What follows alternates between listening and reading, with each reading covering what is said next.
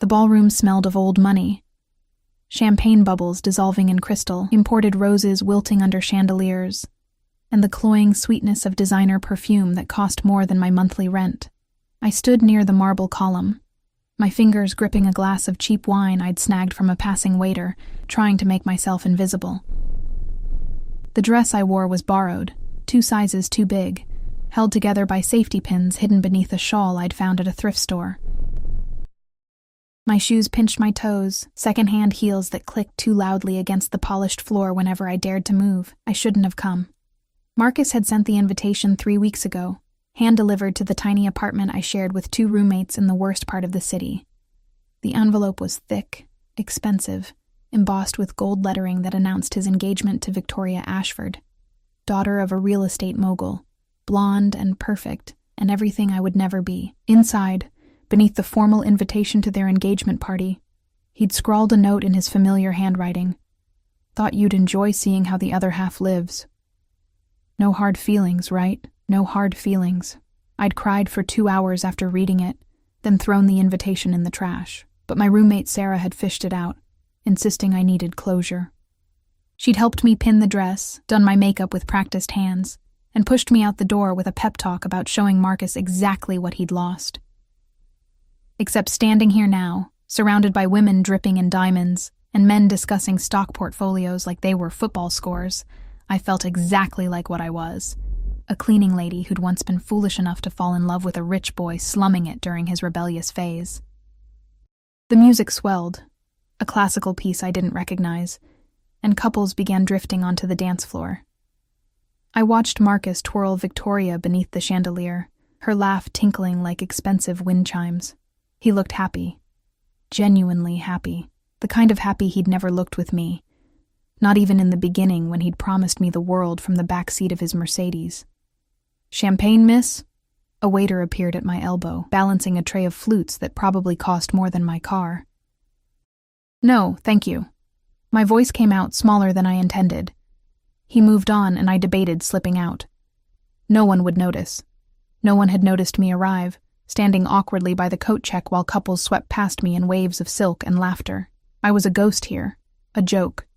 Marcus's final petty revenge for daring to cry when he dumped me 6 months ago. I'd taken 2 steps toward the exit when I felt it, that prickling sensation at the base of my skull that meant someone was watching me. I turned slowly, scanning the crowd, and that's when I saw him. He stood at the far end of the ballroom, partially obscured by a cluster of laughing socialites, but somehow impossible to miss. Tall, with shoulders that strained against a black suit that had clearly been tailored to perfection. Dark hair swept back from a face that could have been carved from marble, all sharp angles and dangerous beauty. But it was his eyes that froze me in place. Even from across the room, I could feel their weight, dark and intense and fixed entirely on me. 2 men flanked him, both built like linebackers in expensive suits, their postures alert despite the relaxed party atmosphere. The man on his right leaned in, whispering something, but those dark eyes never left my face. Heat crawled up my neck. I looked away quickly, pretending sudden interest in the ice sculpture melting slowly on the refreshment table. When I risked another glance, he was still watching me, and now something that might have been amusement curved the corner of his mouth. "Oh my God, is that really you?" I jumped, nearly dropping my wine glass. Victoria materialized beside me, her engagement ring catching the light like a small sun on her finger. Up close, she was even more beautiful. Flawless skin, perfect teeth, the kind of effortless elegance that came from generations of good breeding and better skincare. "Victoria," I managed. "Congratulations. Marcus said you might actually show up." She looked me up and down, her smile not quite reaching her eyes. "How brave of you. I don't think I could face my ex at his engagement party. But then again, I've never been dumped quite so publicly." The memory burned. Marcus ending things via text message, then posting photos with Victoria the same day. My friends had seen it before I had, their pitying faces when I'd walked into work that Monday morning. "I should go," I said, setting down my glass with shaking hands. "Oh, don't leave on my account." Victoria's voice dripped false sweetness. Actually, Marcus and I have a little game planned. You'll want to stay for this." Before I could respond, she'd glided away, her hand raised to catch Marcus's attention. I watched with growing dread as she whispered something in his ear, both of them glancing in my direction. Marcus's face lit up with cruel delight. The music stopped. A microphone screeched feedback, and Marcus's voice filled the ballroom. "Ladies and gentlemen, if I could have your attention for just a moment. Victoria and I want to thank you all for celebrating with us tonight." Applause rippled through the crowd. But before we continue, there's a tradition I'd like to revive. The first dance isn't just for the engaged couple anymore. We're inviting all the single ladies to join us on the floor. My stomach dropped. "Come on, don't be shy." Marcus's eyes found mine across the room, glittering with malice. "Everyone deserves a chance to dance, even if they came alone." Laughter scattered through the crowd. Several women moved toward the dance floor, giggling, clearly in on the joke. I stood frozen, humiliation burning through my veins like acid. This was it. The real reason he'd invited me. Not closure, not even cruelty. Just entertainment. The couples parted, creating a clear path from where I stood to the empty center of the dance floor. Hundreds of eyes turned toward me. I heard whispers, saw smirks poorly hidden behind champagne flutes. "Run!" my mind screamed. "Just run." But my feet wouldn't move. I was trapped in that horrible spotlight of attention. The poor girl in the too big dress, the punchline to Marcus's engagement party joke. "Well?" Marcus's voice oozed false encouragement. "Don't keep us waiting." I took one shaking step forward, then another. The walk to the dance floor felt like miles, each step echoing in the sudden quiet. My vision blurred with unshed tears. I wouldn't cry. I wouldn't give them that satisfaction. I'd almost reached the polished wood floor when a hand caught my wrist. The touch was gentle but firm, warm fingers wrapping around my pulse point with a possessiveness that sent electricity racing up my arm. I gasped, turning to find myself face to face with the dark-eyed stranger. Up close, he was devastating, the kind of handsome that didn't seem quite real. Sharp cheekbones, a jaw that could cut glass, and those eyes, dark as midnight and twice as dangerous. He smelled like expensive cologne, and something else, something darker. Smoke and whiskey, and barely leashed power. "Dance with me." It wasn't a question. His voice was low, accented. Italian, maybe, or something Mediterranean, and it rolled through me like distant thunder. The two men I'd seen earlier had materialized behind him, their eyes scanning the room with professional alertness. The entire ballroom had gone silent. My voice cracked. "I don't dance with me." Each word was a command, but his thumb traced a small circle on the inside of my wrist, gentle despite the steel in his voice. I didn't know who he was, didn't know why he'd singled me out, or what game he was playing. But Marcus's face had gone pale, Victoria's mouth hanging open in shock. The whispers had shifted from mockery to confusion, everyone craning to see who had dared to interrupt Marcus's carefully orchestrated humiliation. The stranger's lips curved into something that wasn't quite a smile. "Unless you'd rather continue walking into that trap?" He knew. Somehow this beautiful, dangerous man knew exactly what was happening, and he was offering me an escape. I took it. "Yes," I whispered. "I'll dance with you." His smile widened, showing teeth that seemed too white, too sharp. Still holding my wrist, he led me onto the dance floor, his two guards moving to create a subtle barrier between us and the crowd. The musicians, looking uncertain, started a slow waltz. The stranger pulled me close, one hand settling on my waist with a possessiveness that should have frightened me. His other hand clasped mine, fingers threading through mine like we'd done this 1,000 times before. I barely reached his shoulder even in my painful heels. "Don't look at them," he murmured as we began to move. "Look at me." I did, and immediately wished I hadn't. His eyes were endless, pulling me under like dark water. This close, I could see the faint scar cutting through his left eyebrow, the shadow of stubble along his jaw. He moved with liquid grace, leading me through steps I didn't know, my body following his like we were magnets drawn together. "What's your name?" His breath stirred my hair. "Emma." It came out barely audible. Emma Brooks. Emma. He said it like a prayer, like a curse. I'm Dante. Just Dante. No last name. But the way people were staring at us, no longer laughing, but watching with a mix of fear and fascination, told me this man didn't need a last name. Everyone here already knew exactly who he was. Everyone except me. Thank you, I whispered. For this. Don't thank me yet, Piccola. His accent thickened on the endearment. You have no idea what you've just agreed to. Before I could ask what he meant, one of his guards approached, leaning in to whisper urgently in Dante's ear. I caught fragments, outside, waiting, before Dante's expression darkened. His grip on my waist tightened almost imperceptibly. It seems our dance is about to be interrupted. What? The ballroom doors burst open.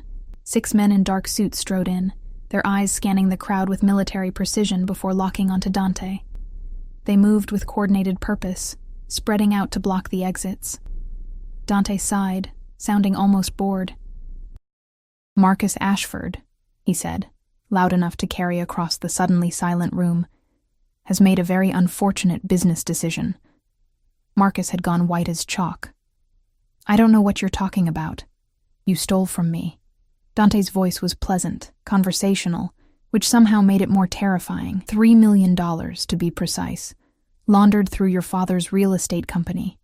Did you really think I wouldn't notice? The crowd erupted in shocked whispers.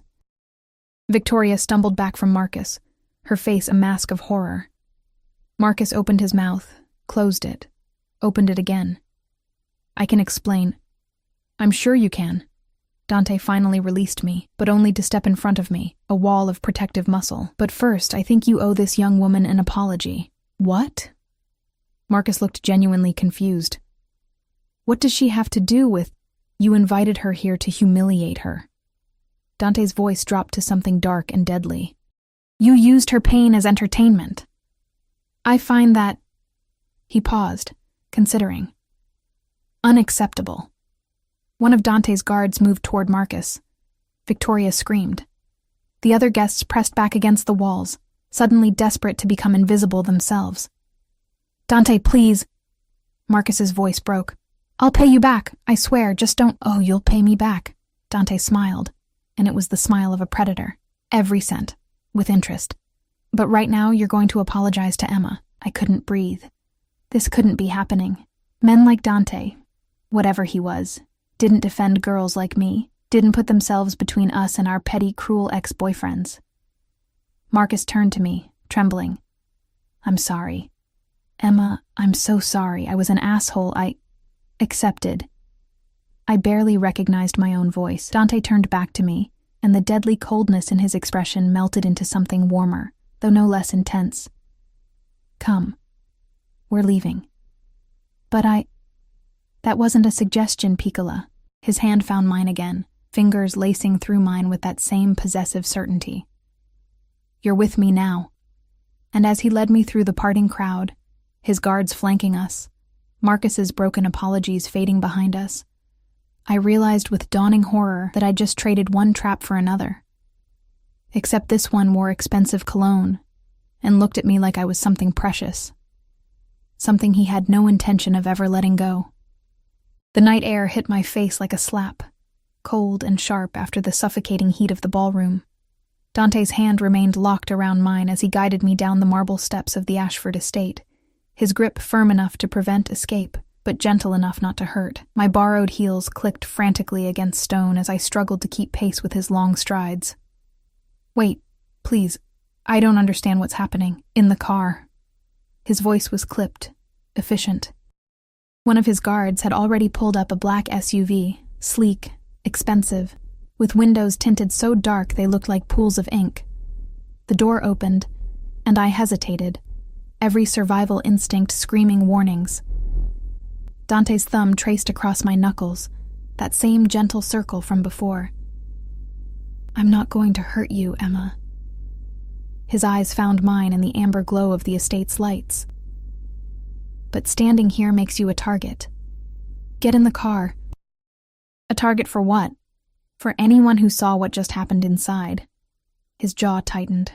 Marcus Ashford isn't the only one who knows he owes me money, and now everyone in that ballroom knows that you're connected to me. I'm not connected to you. I don't even know you. You know my name. His smile was sharp. And you let me touch you. In my world, Piccola, that's more than enough. Before I could protest further, he'd placed his hand on the small of my back and guided me into the SUV with surprising gentleness. He slid in beside me, his guards taking positions in the front seats, and a second vehicle pulling up behind us. The doors locked with an ominous click. The interior smelled like leather, and that dark cologne he wore. I pressed myself against the opposite door, trying to maintain distance, but the space felt impossibly small with Dante taking up most of it. He moved with the coiled grace of a panther, every gesture controlled, economical. Where are you taking me? My voice shook despite my efforts to sound brave. Somewhere safe. He pulled out a phone. No, 2 phones, both sleek and expensive looking. He typed something quickly on one, then glanced at me. What's your address? Why? Because you'll need clothes, toiletries, unless you plan to wear that dress forever. His eyes swept over my borrowed outfit, and something flickered in his expression. Not mockery, but something darker. Anger, maybe. Who gave you that invitation? Marcus. Why? I looked away, shame burning through me. We dated 2 years ago. He wanted me to see him happy with someone else. The silence that followed was heavy, dangerous. When I finally worked up the courage to look at Dante, his expression had gone completely blank. The kind of blank that meant violence simmering just beneath the surface. He invited you to humiliate you. It wasn't a question, but I nodded anyway, and you came. His voice was soft, almost gentle. Why? I don't know. The tears I'd been holding back since the ballroom finally escaped, hot tracks down my cheeks. I thought maybe I needed closure. Or maybe I'm just stupid enough to think that he might... I trailed off, unable to finish. Might what? Want you back? Dante leaned closer, and I could smell whiskey on his breath, sharp and clean. You're not stupid, Emma. Just soft. Too soft for men like Marcus Ashford. His finger caught my chin, tilting my face up to meet his eyes. Too soft for men like me. Then let me go. No. The word was absolute. Not until I know you're safe. Safe from what? He released my chin, but didn't move back. Marcus stole from me. $3 million laundered through construction contracts his father's company never fulfilled. I've been tracking him for 6 months.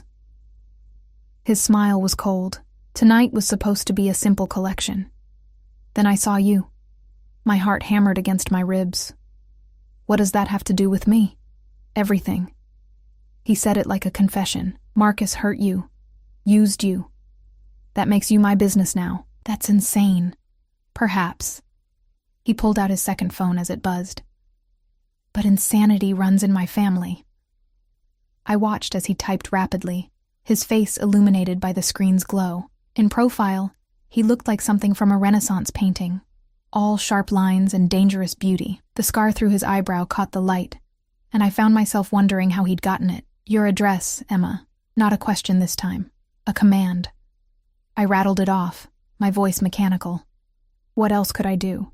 Jump from a moving vehicle? Scream for help from whom? The 2 guards in front hadn't spoken a word, their eyes fixed forward with professional intensity.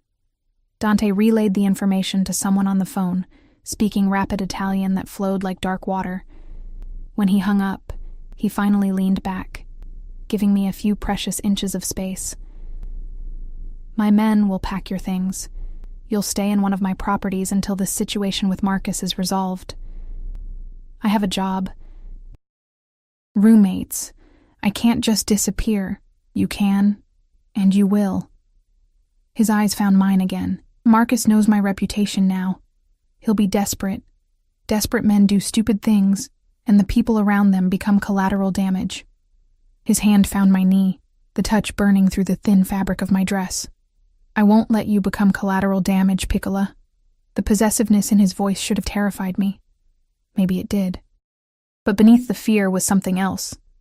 something warm and dangerous that I didn't want to examine too closely. "Who are you?" I whispered. "Really?" "Someone you should run from." His smile was sad, "but you won't get the chance." The SUV pulled up to my apartment building, a decrepit structure in a neighborhood where police sirens sang lullabies and broken glass glittered on sidewalks. Dante's expression darkened as he took in the graffiti-tagged walls, the flickering streetlight, the cluster of men smoking on the corner who scattered when they saw our vehicle. "You live here." It wasn't a question, but I answered anyway. "Rent's cheap." "It's a fucking death trap." He was already typing on his phone again. "How long?" "How long what? Have you lived in this place where anyone could hurt you?" 2 years. And no one's hurt me. Yet. He looked at me, and for the first time, I saw something beyond the cold calculation in his eyes. Genuine anger, but directed outward. Protective.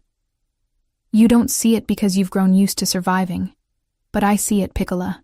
I see exactly how vulnerable you are." 3 of his guards emerged from a third SUV I hadn't noticed pulling up. Dante rattled off instructions in Italian, and they disappeared into my building with frightening efficiency. "They'll need my keys." "No, they won't." He said it matter-of-factly, like breaking into apartments was routine. We sat in silence, the engine idling, Dante's presence filling the small space. He kept glancing at the building, his jaw tight, one hand curled into a fist against his thigh. The other remained on my knee, possessive and warm. "Why are you doing this?" I finally asked. "Doing what?" "All of it. Saving me from Marcus, taking me away. You don't know me." "I know enough." His thumb traced small circles on my knee, the same gentle gesture from before. "I know Marcus Ashford invited you to his engagement party as a joke. I know you came anyway, hoping for something he could never give you. I know you stood there in a borrowed dress, trying not to cry while he humiliated you in front of 200 people. His eyes found mine, dark and intense. And I know that the moment I saw you, something in me recognized something in you. What? Someone worth protecting. He said it simply, like it was obvious. Someone soft in a world that devours soft things. I'm not. You are. His hand slid from my knee to my hand, fingers threading through mine again.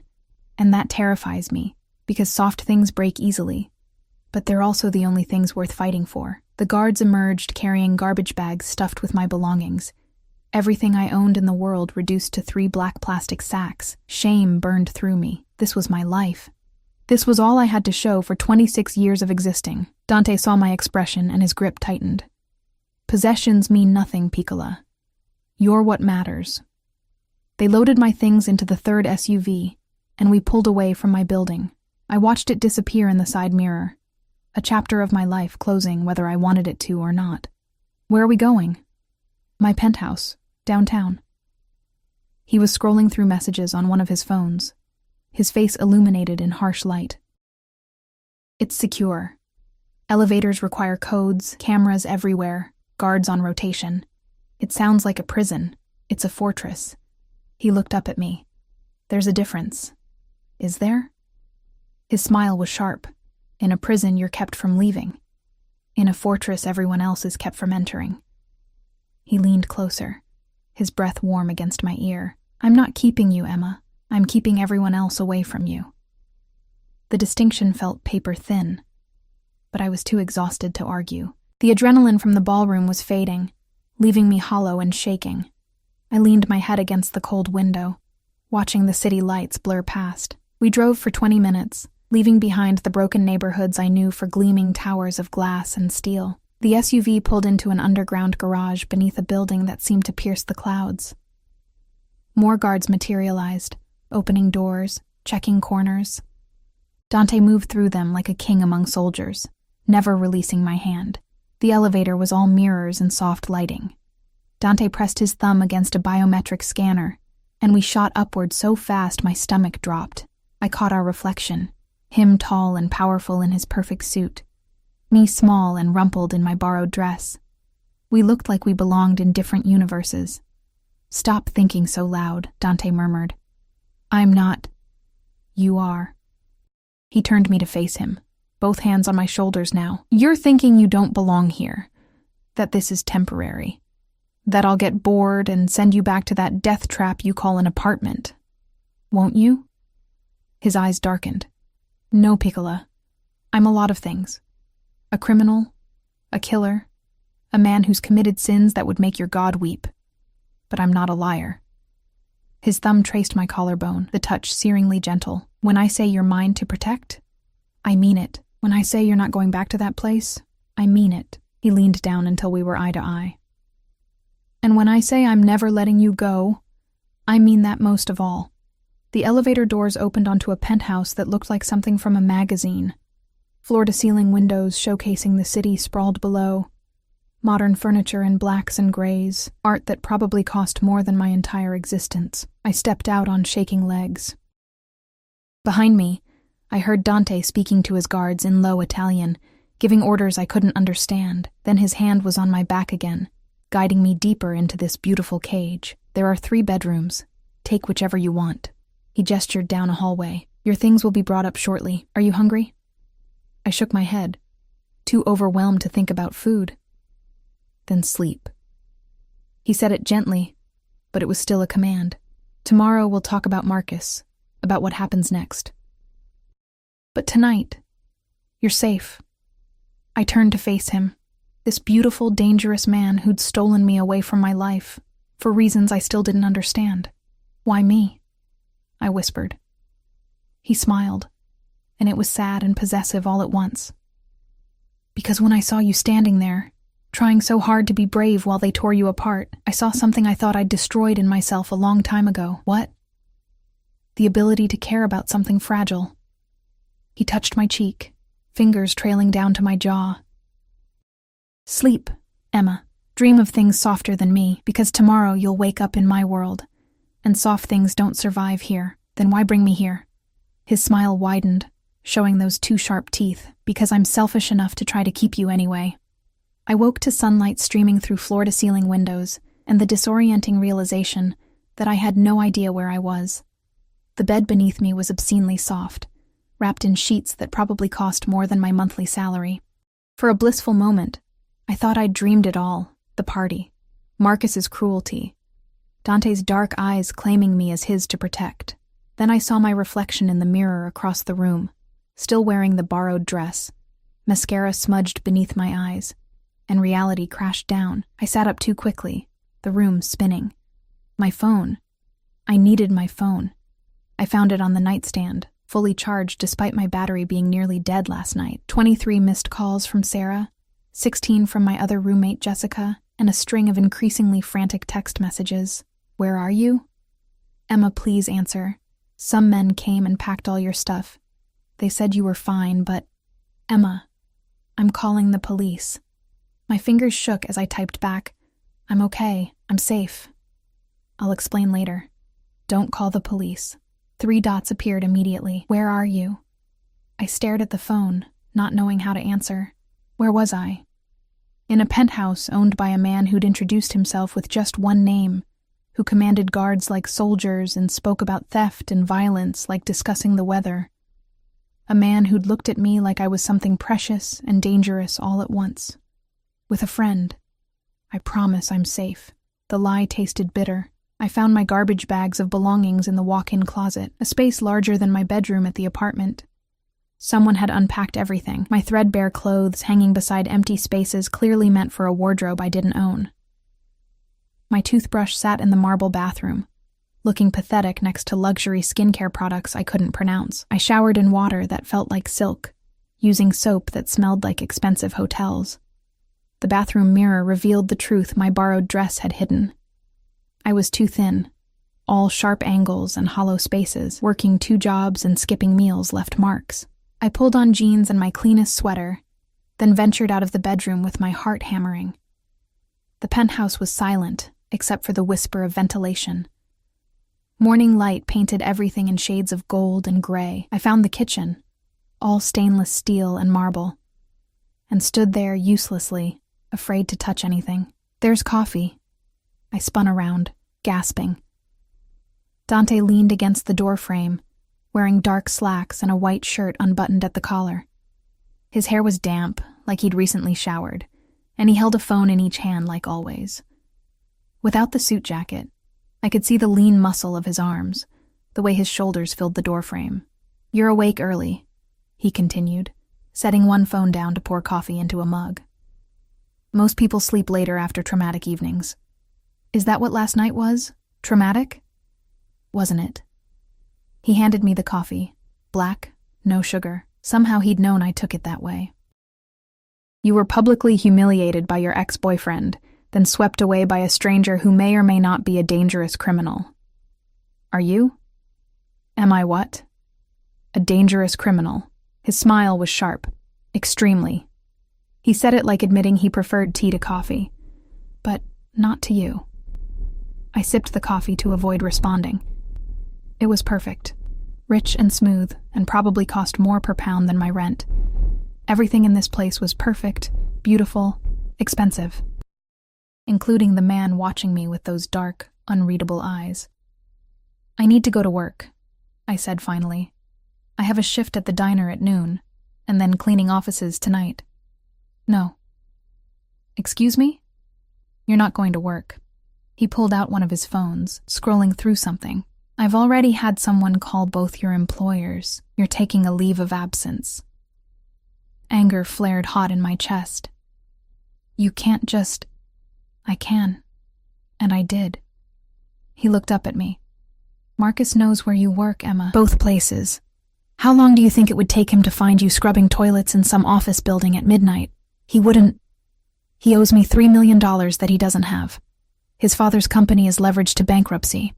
Victoria's family has already started distancing themselves. Did you know her father pulled out of the engagement this morning?" Dante's smile was cold. "Marcus is desperate, and desperate men take hostages." The coffee turned to acid in my stomach. "I'm not worth $3 million to anyone. You are to me." The words hung in the air between us, heavy with implications I wasn't ready to examine. Dante set down his phone and moved closer, predator graceful, until he stood just within my personal space. "I told you last night, you're mine to protect now. That means you don't go anywhere without my knowledge. You don't take risks. You don't make yourself vulnerable to men who might hurt you to hurt me." "I'm not yours." But my voice shook. "Aren't you?" His hand came up to cup my face, thumb tracing my cheekbone. "You let me touch you. You came to my home. You slept in my bed. Not with you." Details, Piccola. His eyes were endless, pulling me under. "In my world, the fact that you're here at all means you're under my protection. And what I protect, I own." I should have jerked away. Should have thrown the coffee in his beautiful face and demanded he let me leave. Instead, I stood frozen, my heart racing as his thumb traced patterns on my skin that felt like brands. "I have a life," I whispered. "Friends. Responsibilities. And I'll make sure you can return to them when it's safe." His other hand found my waist, pulling me closer until I could feel the heat of him through my sweater. "But right now, Marcus is a wounded animal. Give him a few days to realize he's beaten, and then we'll talk about your freedom." "A few days? A week? Maybe 2. He said it like it was nothing, like stealing weeks of my life was perfectly reasonable. "And what am I supposed to do here? Just wait?" His smile was dangerous. "You could keep me company. I don't even know you. Then get to know me." He released me, stepping back and leaving me cold. "I have business to attend to this afternoon, but my men will be outside. Don't try to leave, Emma, for your own safety. And if I do..." The look he gave me was pure predator. "Then I'll bring you back. And next time, I won't be so gentle about it." He left before I could respond, grabbing his jacket from the back of a chair and both phones from the counter. I heard the elevator doors close, then silence. I was alone in a gilded cage. The day crawled past. I explored the penthouse like a prisoner learning her cell. 3 bedrooms, each with ensuite bathrooms. A media room with a screen larger than my bedroom. An office with a view that made the city look like a toy. Books in Italian and English lined the shelves, many about art history and architecture. No personal photos anywhere. No evidence that anyone actually lived here. Around 2 o'clock, One of the guards knocked and entered with shopping bags. Designer logos I recognized from magazines. "Mr. Moretti sent these for you, miss." Moretti. Finally, a last name, Dante Moretti. I opened the bags with shaking hands. Clothes in exactly my size. Jeans that would actually fit. Soft sweaters in jewel tones. Underwear that probably cost more than my entire wardrobe. Shoes that weren't secondhand. A winter coat that felt like wearing a cloud. The note tucked inside was written in sharp, angular handwriting. "You deserve things that fit." I cried then, sitting on the floor of this beautiful prison, surrounded by expensive things I'd never asked for. Because he was right. I'd been wearing borrowed, broken things for so long, I'd forgotten what it felt like to have something made just for me. Dante returned after dark, bringing the smell of cold air and cigarette smoke. I was curled on the couch, reading one of his books on Renaissance art. Wearing one of the new sweaters, he stopped when he saw me, something flickering in his expression. "It fits. You shouldn't have." I wanted to. He shrugged off his jacket, and I saw blood on his collar. Not much, just a few drops, but enough to remind me what he was. "You're hurt." "Not my blood." He said it casually, already loosening his tie. "Whose then?" His smile was sharp. Someone who made poor life choices. I should have been horrified, should have demanded he take me home immediately. Instead, I found myself asking, "Marcus?" "No. Marcus is currently under, let's call it house arrest. His father is liquidating assets to pay me back." Dante poured himself whiskey from a crystal decanter. But he had business partners who thought they could renegotiate our arrangement. They were wrong. He drank, and I watched his throat work, mesmerized despite myself. "Does it bother you?" he asked suddenly. "Knowing what I do? I don't know what you do, not really. I hurt people who cross me. I take things that don't belong to me. I've killed..." He stopped, studying my face. "You're not running." "Where would I go? You have guards outside."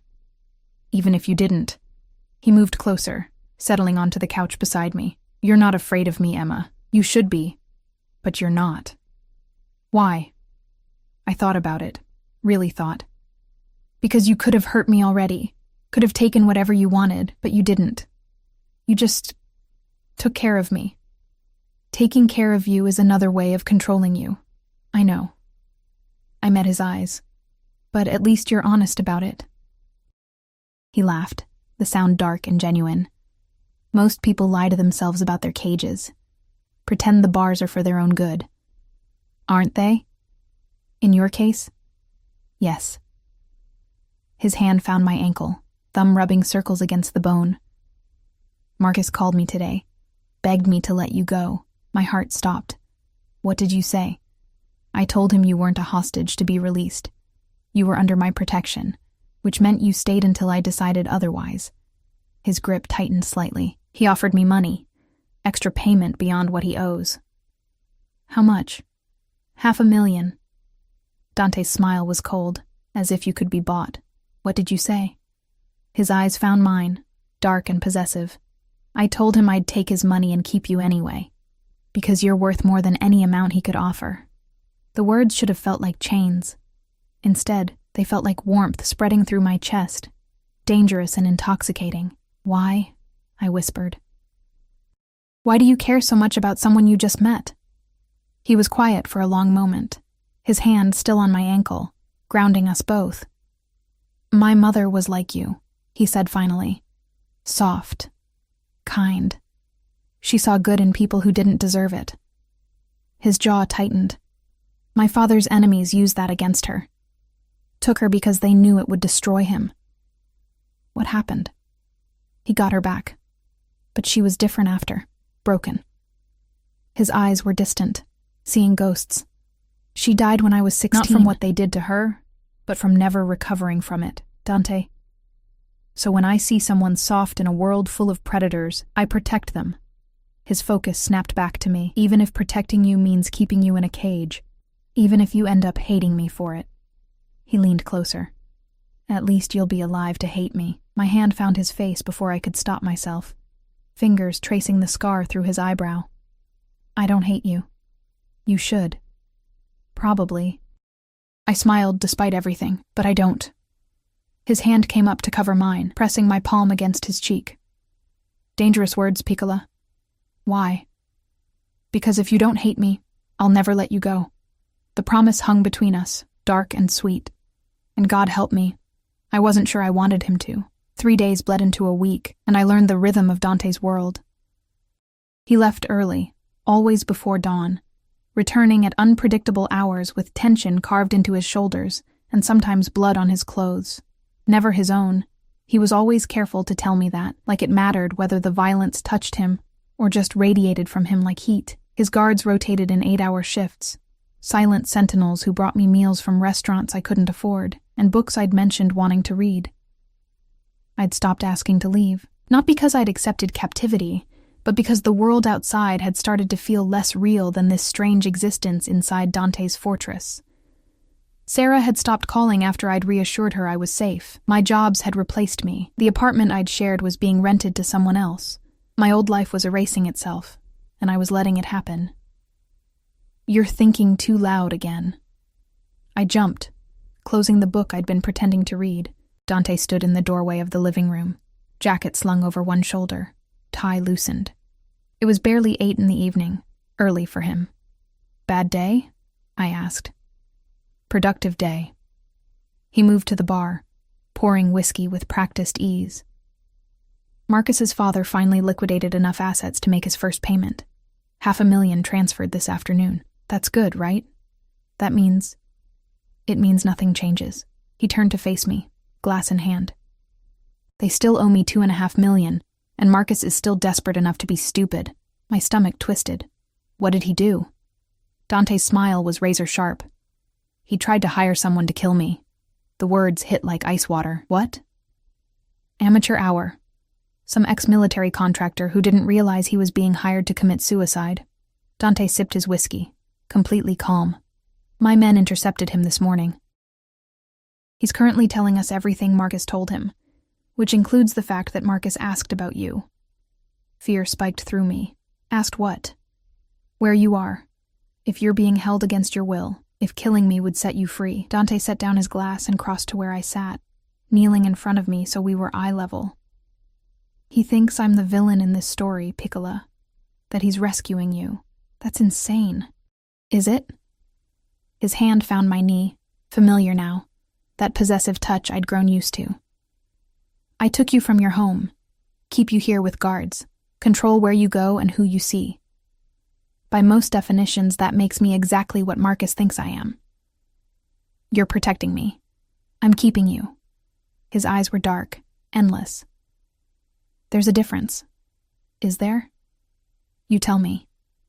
His other hand came up to cup my face, thumb tracing my lower lip. Do you feel protected, Emma, or do you feel trapped? I should have said trapped. Should have demanded he let me go, return to my life, stop this beautiful, dangerous game we were playing. Instead, I leaned into his touch, my eyes closing at the warmth of his palm against my cheek. Both, I whispered. I feel both. His breath hitched. When I opened my eyes, he was staring at me with an intensity that stole the air from my lungs. You should fear me more. I know. You should hate me for this. I know. Then why... He stopped, jaw clenching. Why do you look at me like I'm not a monster? Because monsters don't cry over their dead mothers. They don't buy clothes for strange women because they notice things don't fit. They don't sit up reading architecture books and drinking coffee at 3 a.m. when they think no one's watching. His eyes widened slightly. You've been spying on me. I've been learning you. My hand covered his on my cheek. The same way you've been learning me, knowing I take my coffee black. That I read when I'm anxious. That I bite my lip when I'm thinking. You do. His thumb pressed gently against my lower lip, stopping the habit.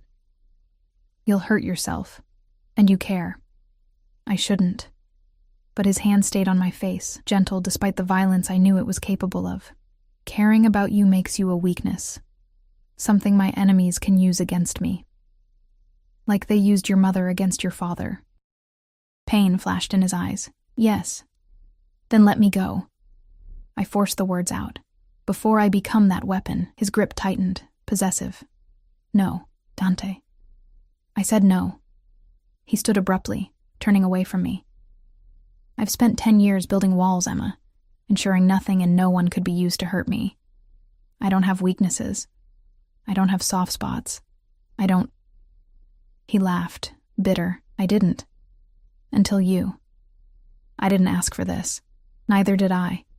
He spun back to face me. Do you think I wanted to feel this? To see you standing in that ballroom looking so fucking breakable and feel something in me crack open? He moved closer. Predatory. I should have walked away. Should have let Marcus humiliate you and forgotten your face by morning. Why didn't you? Because you looked at me. He said it like a confession, like a curse. In a room full of people who feared me or wanted to use me, you looked at me like I was human, like I was someone who could save you instead of someone to run from. You did save me. I stole you. He was in front of me again, hands framing my face. I saw something soft and beautiful, and I took it because men like me don't get to have soft things. We take them, break them, destroy them trying to keep them safe. I'm not broken. Not yet.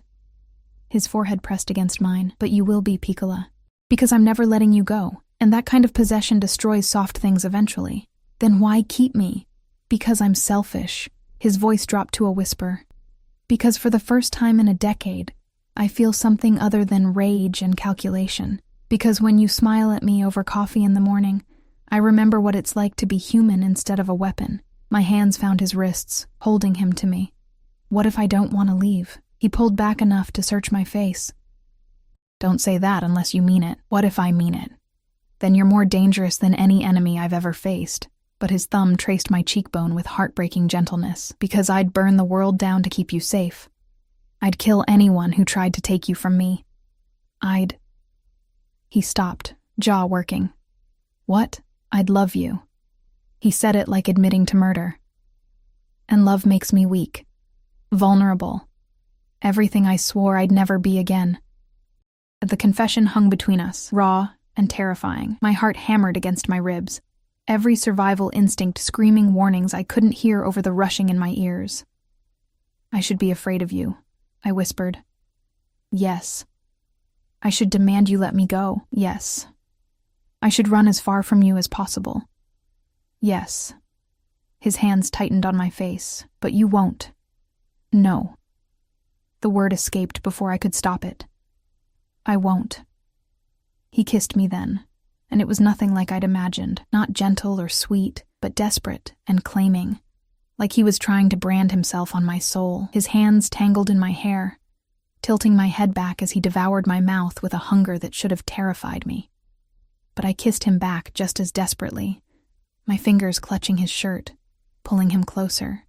He tasted like whiskey and danger and something darker, something that called to a part of me I hadn't known existed, the soft part of me that wanted to be claimed by something dangerous. The broken part that craved the beautiful cage he offered. When we finally broke apart, both breathing hard, his eyes were black with want. Tell me to stop. His voice was rough.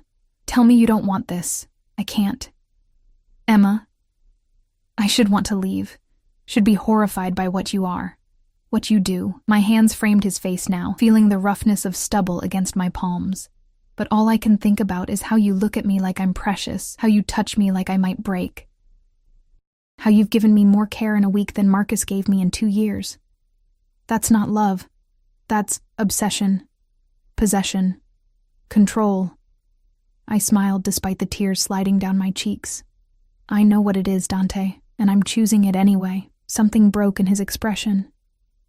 He pulled me against him, face buried in my hair, holding me so tightly I could barely breathe. You're going to destroy me, Piccola. Good. I wrapped my arms around him, feeling his heart racing against mine. Then we'll be even. We stayed like that for a long moment, wrapped in each other, the city glittering beyond the windows like a carpet of fallen stars. When his phone buzzed, one of the two he always carried, he ignored it. When it buzzed again, he cursed softly in Italian. I have to take this. I nodded, releasing him reluctantly. He stepped away, already shifting back into the dangerous man the world knew. answering in rapid Italian. But his free hand found mine, threading our fingers together like he couldn't bear to break contact completely. Whatever the person on the other end said made his expression darken. He responded sharply, then hung up. "What's wrong?" "Marcus." Dante's jaw clenched. "He's escalated, took out a loan from the Bratva, Russian mob, to try to pay me off." Ice flooded my veins. "Is that bad?" "It's suicidal. The Bratva don't forgive debt. Now he owes them whatever he borrowed, plus interest, and he still owes me." Dante ran his free hand through his hair. "He's trying to play us against each other. Make it look like I'm being unreasonable so the Russians will side with him." "Will they?" "No, but they might try to use you to negotiate." His grip on my hand tightened. "Which means nowhere is safe anymore. Not even here." Fear spiked through me. "What do we do?" "We?" Despite everything, he smiled. "You're not leaving me, Piccola? No." I said it firmly. "Whatever this is, we're in it together now." His eyes softened, that dangerous man melting into something vulnerable. "Then we finish this. Tonight." "How?" "We make Marcus understand that you're not a bargaining chip. You're mine."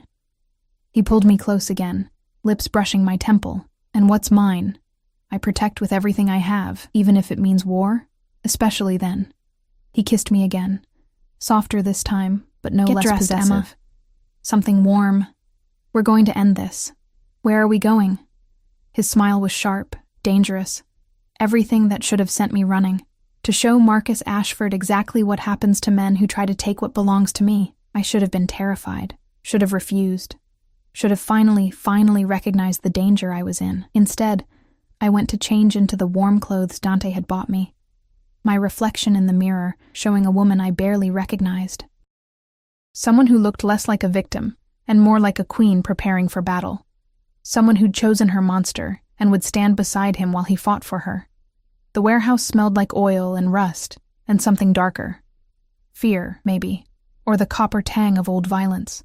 Dante's hand remained locked around mine as we walked through the massive space.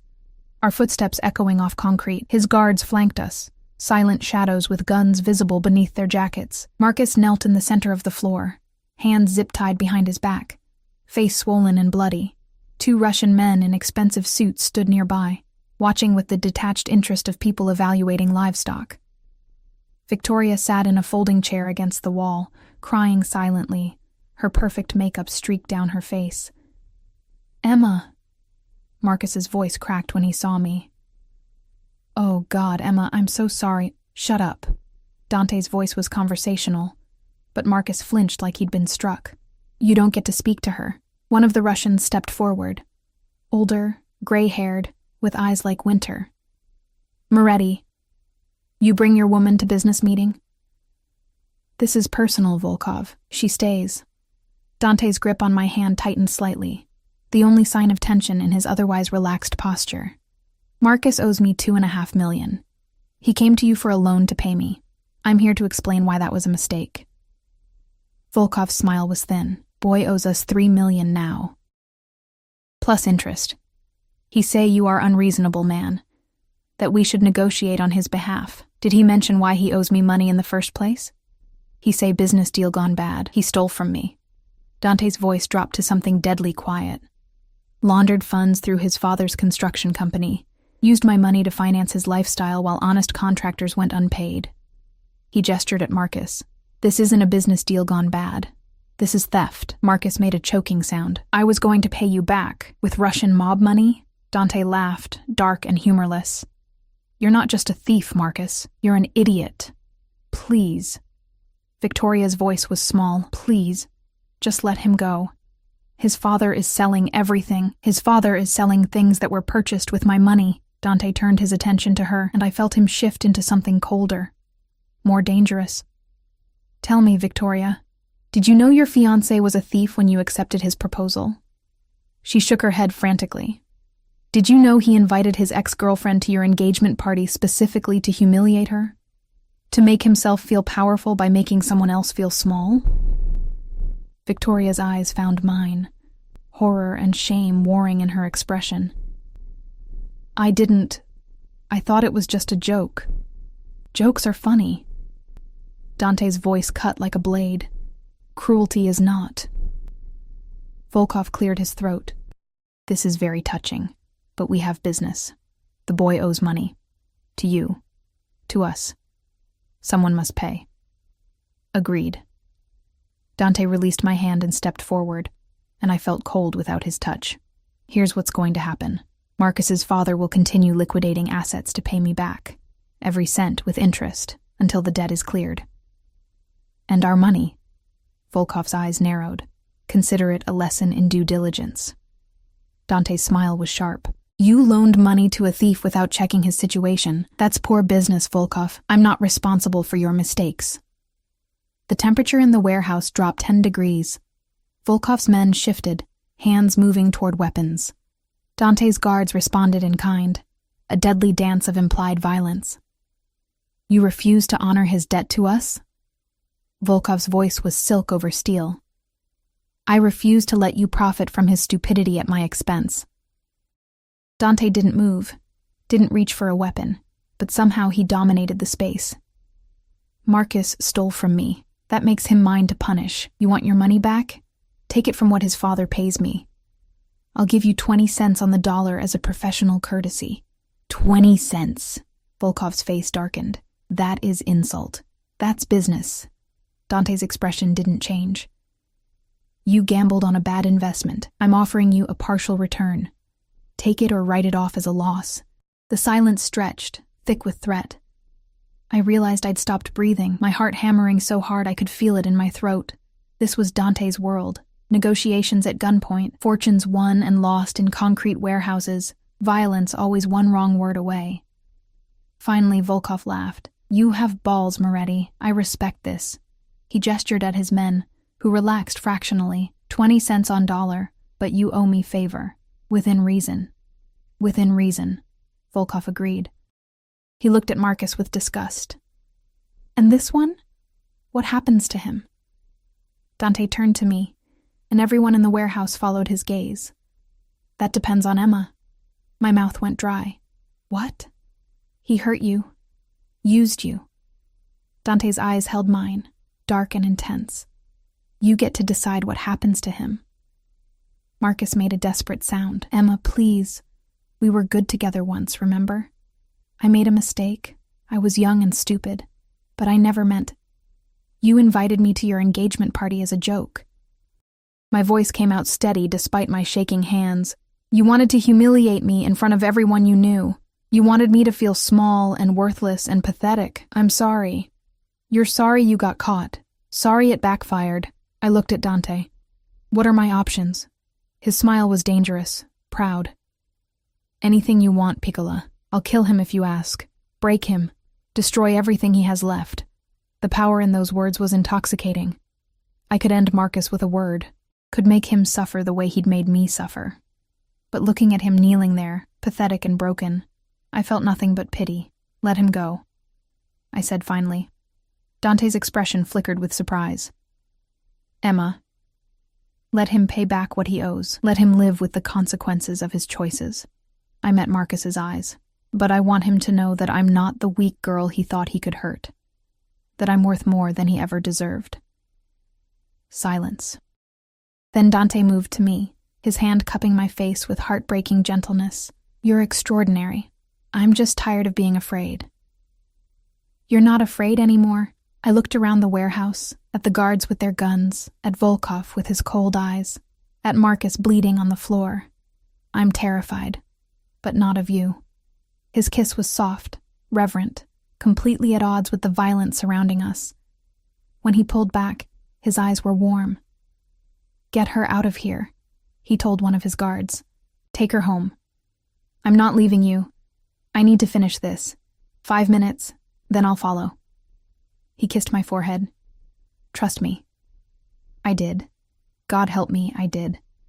The penthouse felt different when I returned, less like a cage and more like a sanctuary. I showered, washing away the smell of the warehouse, and changed into soft clothes. My hands were still shaking when Dante walked through the door an hour later. Is it done? It's done. He looked exhausted, the dangerous edge worn away to reveal the man beneath. Marcus will pay back every cent over the next 10 years. Volkov took his 20%. Victoria broke off the engagement. She was just collateral damage in all this. And us? He moved to me, pulling me into his arms. There is no and us. There's just us. You and me. Together. I chose this. I whispered against his chest. I chose you. I know.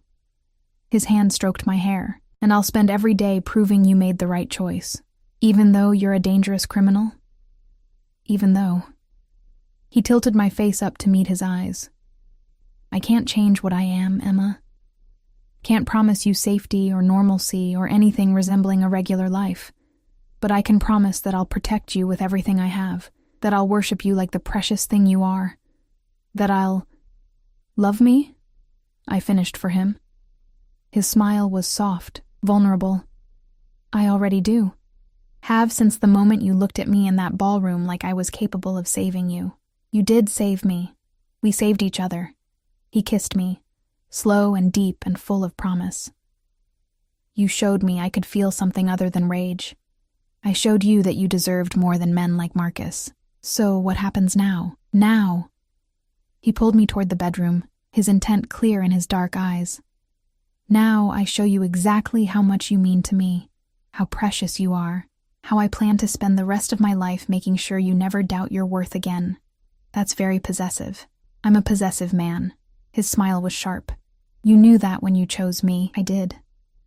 I let him pull me close, let his hands map my body with reverent touches, and I'd choose you again. Dangerous words, Piccola. I'm a dangerous woman now. I have a mafia boss who'd burn the world for me. His laugh was warm against my skin. That you do. 6 months later, I woke to sunlight and the smell of coffee, Dante's arm heavy across my waist. The penthouse had become home, my books on the shelves, my clothes in the closet, my coffee mug in the kitchen. I had a life now that looked nothing like my old one. I'd gone back to school, studying art history with tuition Dante paid without blinking. My old roommates visited regularly, Sarah finally accepting that I was genuinely happy. I'd even started painting again. Something I'd given up when survival became more important than dreams. Dante had kept his word, protecting me, worshiping me, loving me with an intensity that should have been terrifying, but felt like coming home. You're thinking too loud, he murmured against my shoulder, just thinking how strange life is. Strange how? A year ago, I was cleaning toilets and dating a man who saw me as temporary entertainment.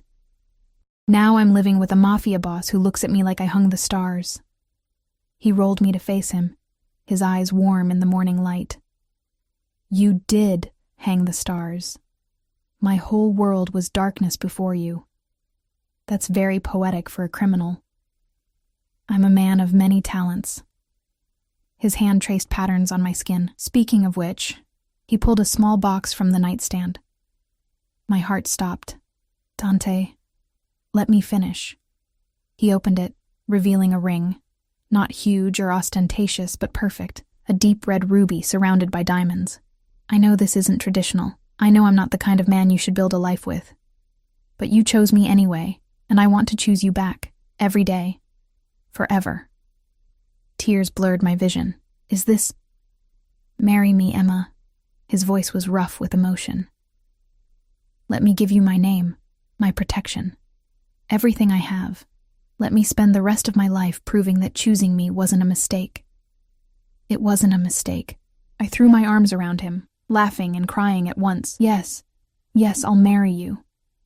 He slid the ring onto my finger, then kissed me like I was air and he was drowning. When we finally broke apart, both smiling, he pressed his forehead to mine. I love you, Piccola. My soft, dangerous, extraordinary woman. I love you too.